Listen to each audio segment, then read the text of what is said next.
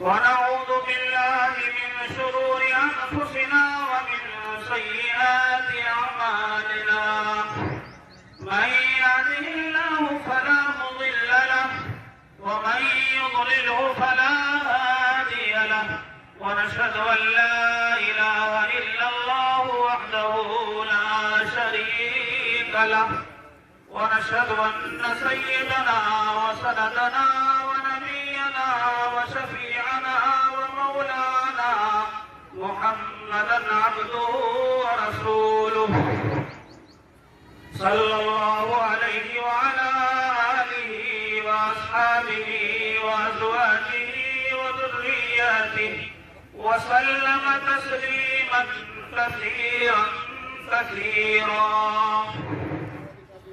أما بعد قال الله تبارك وتعالى في القرآن المجيد والفرقان الحميد أعوذ بالله من الشيطان الرجيم بسم الله الرحمن الرحيم ولتكملوا العدة ولتكبروا الله على ما هداكم ولعلكم تشكرون.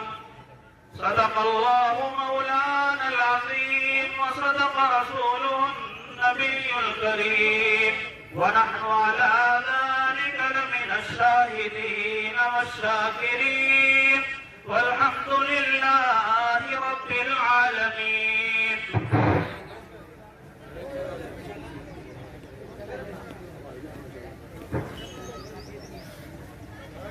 انتہائی معزز و محترم سامعین اکرام، اللہ رب العزت کا بے انتہا شکر و احسان ہے کہ اللہ رب العزت نے ہمیں رمضان المبارک عطا فرمایا اور اس میں اس مہینے کی برکتوں سے ہمیں نوازا، اس مہینے کی برکتوں سے ہمیں نوازا، اس مہینے میں روزے رکھنے اور تراویح پڑھنے کی ہمیں توفیق عطا فرمائی اور آخر میں اس مہینے کے اختتام پر اس مہینے میں نازل ہونے والے انوار و برکات سے مستفید ہونے کی خوشی میں اللہ رب العزت نے ہمیں عید الفطر کا یہ تحفہ عطا فرمایا، عید الفطر کا یہ انعام عطا فرمایا. میرے بزرگوں اور دوستوں، حدیث کے اندر جناب رسول اللہ صلی اللہ علیہ وسلم نے ارشاد فرمایا للصائم فرحتان فرحة عند إفطاره وفرحة حين يلقى ربه او كما قال علیہ الصلاة والسلام.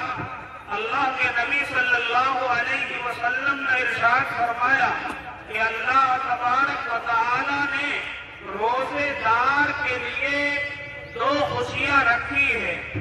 ایک خوشی تو افطار کے وقت حاصل ہوتی ہے اور دوسری خوشی اس وقت حاصل ہوگی جب قیامت کے دن اللہ رب العزت سے بندہ جا کر کے ملاقات کرے گا.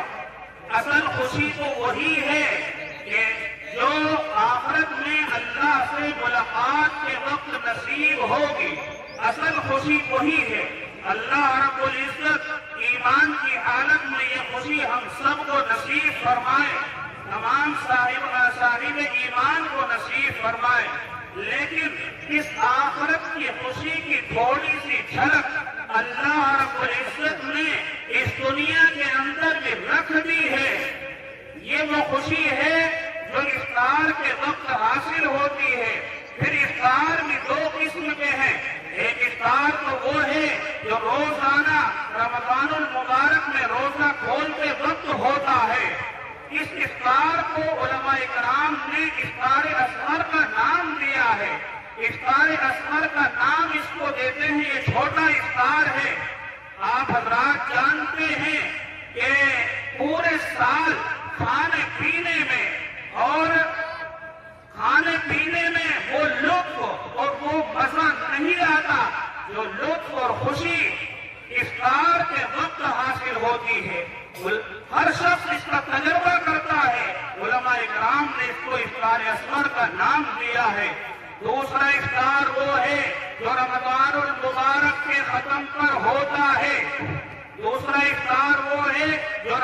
المبارک کے ختم پر ہوتا ہے، جس کے بعد عید کی خوشی منائی جاتی ہے، اس کو افطار اکبر کا نام دیا جاتا ہے۔ میرے بھائیوں، میرے بزرگوں، آپ حضرات جانتے ہیں اللہ رب پورے مہینے مسلمانوں نے روزہ، نماز، تلاوت قرآن جیسی اہم عبادتوں کا اہتمام کیا ہے، جس کے بدلے میں اللہ رب العزت نے یہ عید الفطر کی خوشی عطا فرمائی ہے، خوشی اور مسرت عطا فرمائی ہے۔ یہ خوشی آخرت کی خوشی کی ایک چھوٹی سی جھلک ہے، یہ خوشی آخرت کی خوشی کی ایک چھوٹی سی جھلک ہے، اس آخرت کی خوشی کی جو اللہ تعالیٰ سے ملاقات کے وقت نصیب ہوگی۔ میرے بھائیوں، میرے بزرگوں، مذہب اسلام کا بھی ایک نرالا انداز ہے۔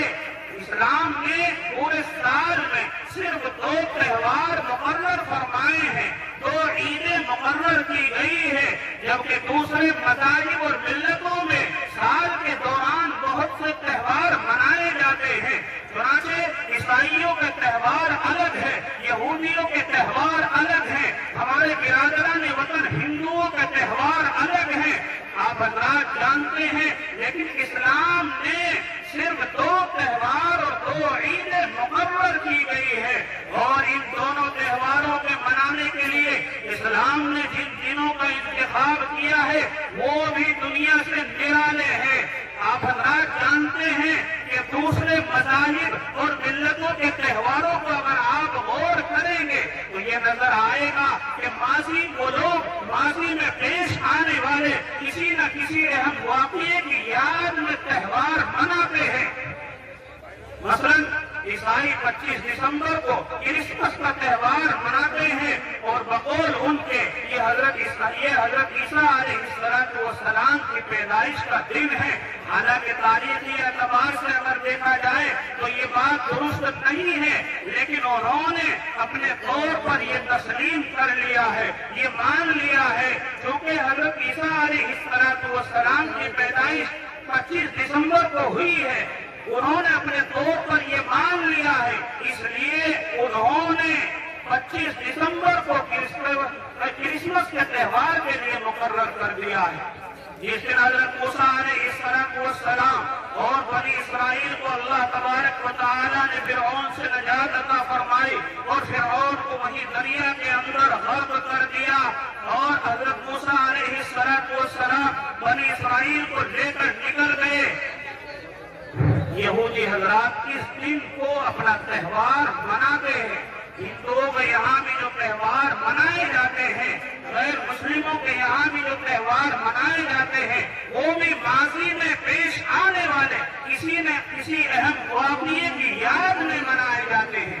جبکہ اسلام نے جو 2 تہوار مقرر کیے ہیں، ایک عید الفطر اور دوسرے عید الاضحیٰ، ماضی کا کوئی واقعہ اس دن سے وابستہ نہیں ہے، ماضی کا کوئی واقعہ۔ یکم شوال کو عید الفطر منائی جاتی ہے اور 10 ذی الحجہ کو عید الاضحیٰ منائی جاتی ہے۔ ان دونوں تاریخوں میں ماضی میں کوئی واقعہ پیش نہیں آیا۔ اسلام نے نہ تو حضور پاک علیہ السلام کی پیدائش کے دن کو عید کا دن قرار دیا ہے، اور نہ ہی حضور پاک صلی اللہ علیہ وسلم کے مکہ مکرمہ سے مدینہ طیبہ ہجرت کرنے کے دن کو عید کا دن قرار دیا ہے۔ نہ غزوہ بدر، نہ غزوہ احد، نہ غزوہ احزاب کے دنوں کو عید کا دن قرار دیا، اور جس مکہ مکرمہ فتح ہوا اور بیت اللہ کی چھت سے حضرت بلال رضی اللہ تعالیٰ عنہ کی اذان پہلی مرتبہ گونجی، اس دن کو بھی اسلام نے عید کا دن قرار نہیں دیا۔ گویا اسلام کی پوری تاریخ بلکہ حضور پاک صلی اللہ علیہ وسلم کی حیات طیبہ ایسے واقعات سے مالا مال ہے، ایسے واقعات سے بھری پڑی ہے، لیکن اسلام نے کسی بھی واقعے کو بنیاد بنا کر عید کا دن قرار نہیں دیا ہے۔ جن ایام کو مذہب اسلام نے عید کا دن اور تہوار کا دن مقرر کیا ہے، ان کے ساتھ